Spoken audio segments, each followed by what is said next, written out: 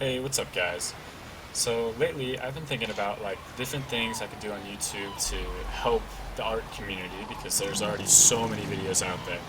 And something I noticed is most of those videos need you to be either a super high level and like super advanced at the game, which most people aren't, or you need like to watch an hour and a half video just to understand what's going on. And so I thought that I would do a series of videos to walk you guys through ARK Survival Evolved. I got him! Yes.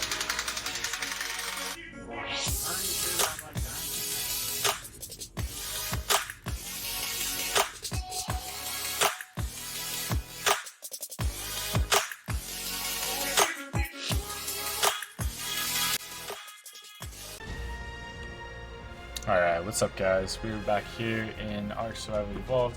This is the main ARK page where everybody loads into.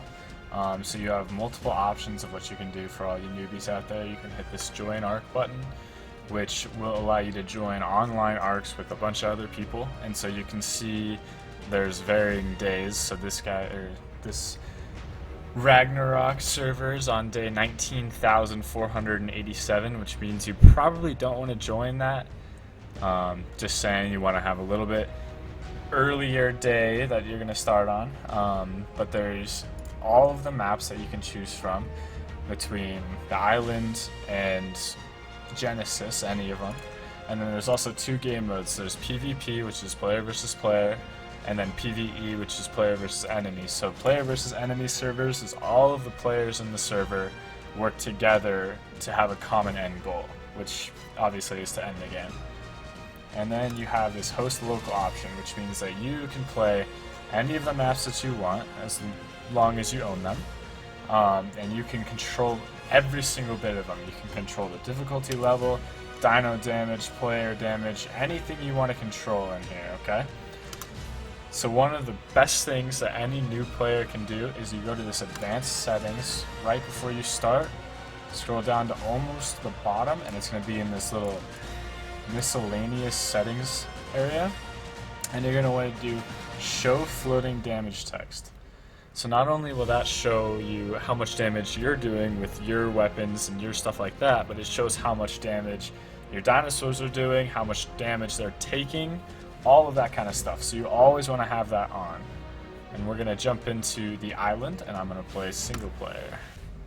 Alright guys, first thing you're going to notice when you load in is you get to control every single aspect of your character, whether you're male or you're female, your skin color, your head color, your height, your weight, your chest if you want it to be freaking huge like that, or if you want it to be super indented, like whatever you want to do with your character. And usually I just leave mine fairly normal, and I do my skin color a little bit darker because I just like the way that guy looks. And you can name yourself whatever you want, so I'm going to be high impact. And these are all of the spawn zones that you can spawn in. And so, luckily for us, when you're playing a storied mode or a storied map, they have what's called the easy, the medium, and the hard zones to spawn into. So that is referring to the dinosaurs, the amount of dinosaurs, the types of dinosaurs, how easy it is to get materials, how easy it is to start, like some of the harder zones, so like North Zone 3, North Zone 2, and probably not North Zone 1, but North Zone 2 and North Zone 3 are both in the snow region, which means you're going to spawn in and you're going to immediately die to either the cold or like a freaking saber-tooth's going to come out of nowhere and just kill you right then and there. Alright, so you can hit create new survivor whenever you're ready, and you spawn in.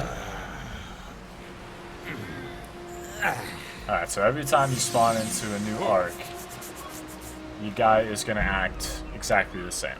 He's going to wake up, he's going to act like, whoa, discombobulated, what's going on?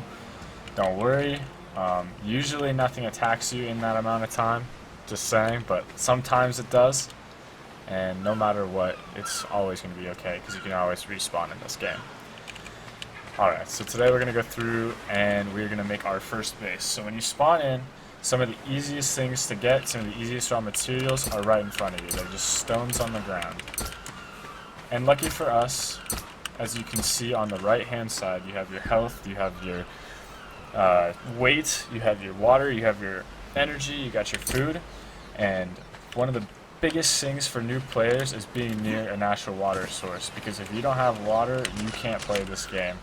And the easiest thing to do is you can come in here, and whenever you're like feeling dehydrated or your character's getting dehydrated, all you have to do is come in here and you hit the E button or square, I think it is on PlayStation, and immediately your water goes all the way back up to the top. Alright, so I just spawned in, and usually you level up like almost right away. So as you can see, I'm already level 2. So to access your inventory, you can either hit I if you're on the original settings, or for me, I switched it to tab. And so you access your inventory, and so these over here are some of the skins that you can put on things. So like on your helmet, on some of the saddles for your dinosaurs, on one of the weapons, and then you can also see what you've picked up. So I picked up 8 stone from walking around, and then you can see all of your stats right here. One of the biggest mistakes that I made when I was a new player, and I see every new player make, is you upgrade your health. That is one of the worst things that you can do right off the bat, because there's so many others that are going to help you so much more. Like your weight, 100 pounds stacks up extremely quickly in this game. You can get to 100 pounds in 2 trees, chopping down 2 trees. So I always go with weight and melee damage. So when you're upgrading your melee damage, it's going to increase the damage you do, and it's also going to increase the resources that you retain when you're hitting trees and stuff. So if you were to have just 100% melee damage compared to 200%, you're going to get almost half the resources that you would if you had it leveled up. So I'm going to go with weight. And then every time you level up, you get these things called engram points. So engram points are what you use to learn everything that you can craft and build. And as you can see, it's very extensive in what they allow you to do. And so you will start off with, you can craft notes, you can craft a stone pick, and you can craft a torch. One of the best things that you can do right away, get this spear. Because no matter what, if you can't eat things, then you can't live. So you're going to get the spear, and you're going to get the campfire. That stone hatchet will come next level, and you really don't need that right now, because if you're harvesting off dinosaurs, you're going to get more hide off the stone hatchet than you would meat, and you get more meat with the stone pick. Alright, so you can see exactly what you need to craft in this little crafting tab. So we want to craft a stone pick, so we have the stone, you need some thatch, and you need 1 wood. So to get those, you're going to go up to any tree or like fallen thing like this, and you're just going to hit it right off the bat.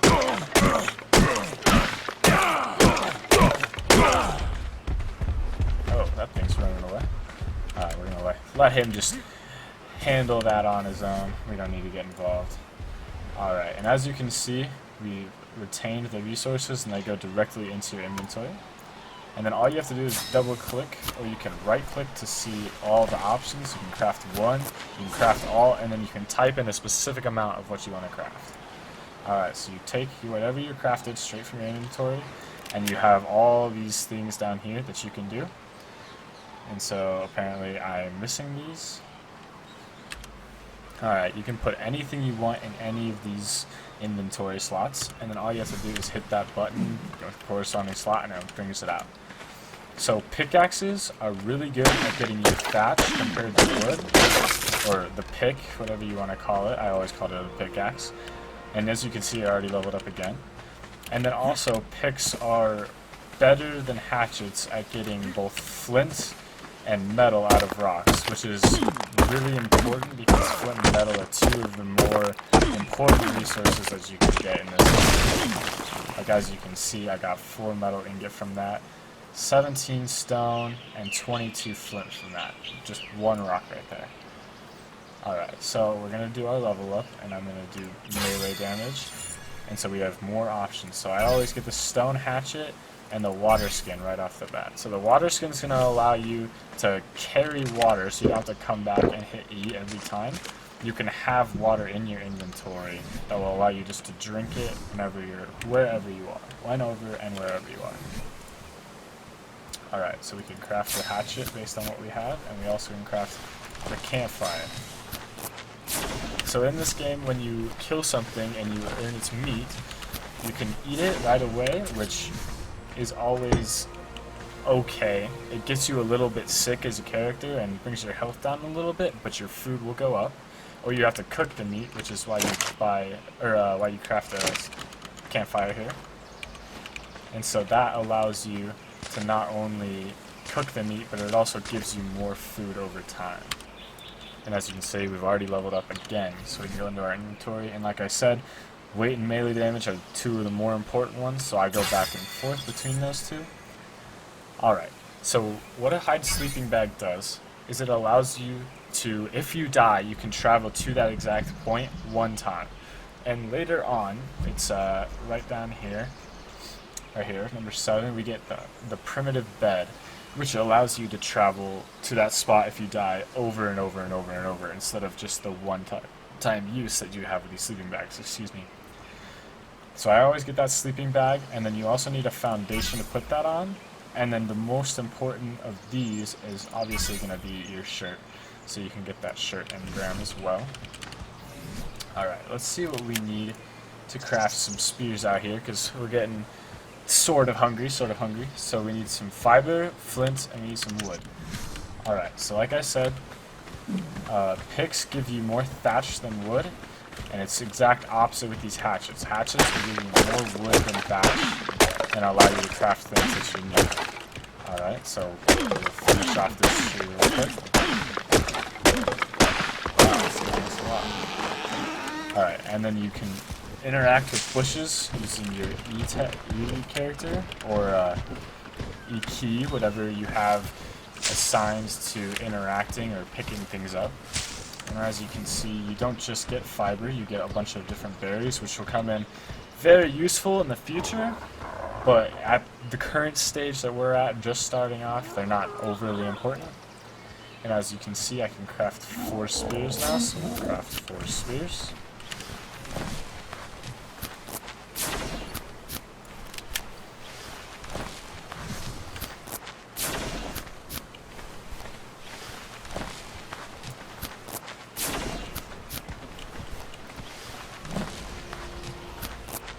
Alright, now that that's done, we can take out this thing right here. So if you right click on a spear, it loads it up to throw it.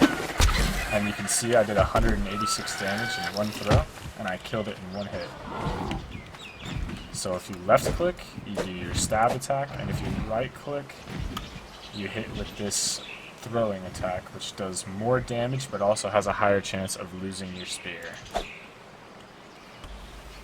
Alright, so we hit another level up. Let me throw that on there real quick. And we don't really need to worry about these at the moment because we can do this later. So right here we have our dead animal that we've just killed. So now you have a choice. You can either go for more meat or you can go for more hide. And as you can see, hide is used for crafting sleeping bags, crafting water skins, stuff like that. But we also need meat because we're so early on, we don't want to die from starvation. So usually on the first couple kills, I use the pick and I get as much food as we can. And as you can see on the left side, you still got a decent amount of hide. We got 7 hide from just that one little Dilophosaurus, which aren't very strong. As you can see, we killed it in one throw. Now that we have some meat, we can take it to this campfire. And you put the meat in the campfire, and then you also have to put something in here to light the fire with. So thatch or wood both work for this. And if you use wood, A, it burns longer, and then B, when it's done burning, it gives you charcoal, which can be used later on in the future as well. Alright, so while that meat's cooking, you have time to do whatever else you want to do. And so in this case, we need that water skin, because even though we are close to the water source, water is extremely important no matter where we are. Because even if we're going up in those trees up there, up in these trees over here, or deeper in there, as you can see those tall trees are the redwoods, you may not always be near a water source. And if you're not near a water source and you run out of water, well, you're gonna die. Like, that's just something that happens throughout this game. So, if we go into the crafting, we can see exactly what we need for the water skin. So we need 12 more fiber, which means we just need to go to more plants real quick. And boom, 12 fiber in one plant. That's exactly what we needed. Double click, make it. And then I personally always put my water at the very end of my, you know, my little tabs down at the bottom. So I usually put it at 8.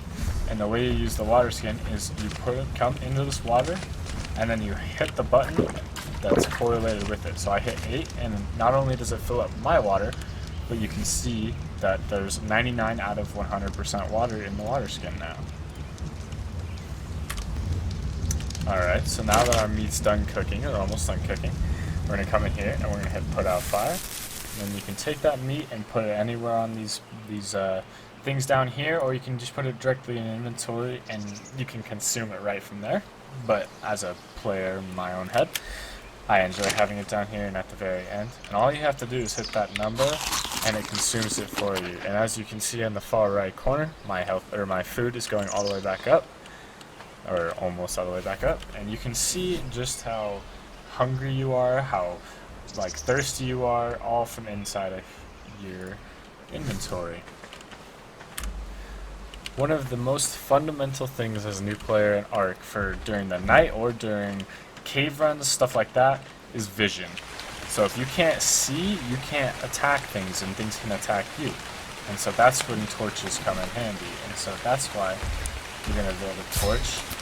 And then as you level up, which is the level 7 right there, you get the standing torch, which is going to help you not only at night, but you don't have to carry it around. So when you're using the hand torch, you have to carry it around, and it takes place of your other weapons. Because if you try to pull out another weapon, your torch goes away. Or if you try to pull out the pickaxe, and then you try to pull your torch out, it swaps between those two things. So the standing torch allows you to have light next to wherever you are, and also have that a weapon to protect yourself. So we're going to get to that right now. Alright guys, so I went out and I grabbed some materials for building our first base, and as you can see I leveled up again, so let me put that on real quick. And we'll get that walls and storage box. Alright, so as you can see I'm going to craft one thatch foundation.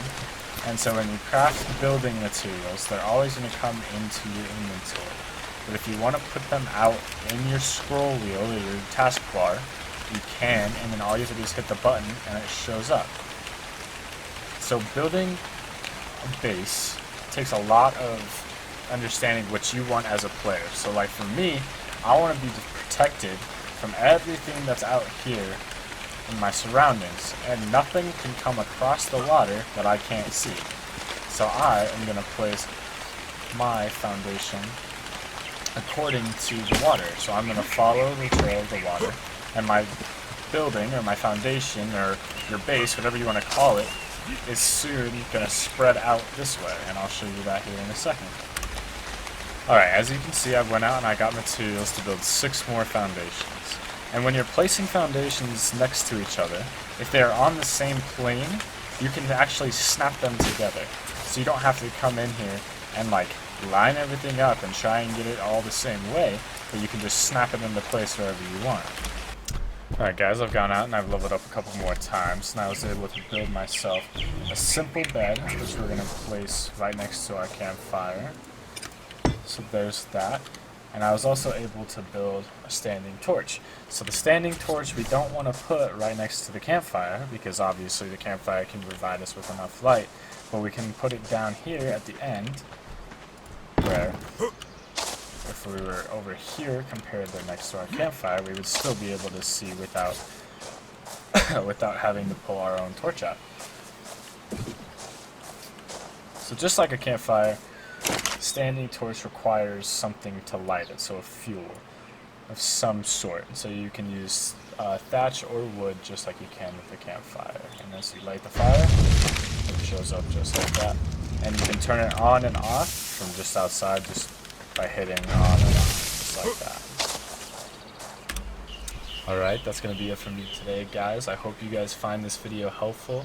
Make sure to like and subscribe and hit that little bell, because I'm going to be doing so many more videos like this almost every day, just teaching you guys how to live as an ARK player, how to survive as an ARK player, and how to thrive as an ARK player.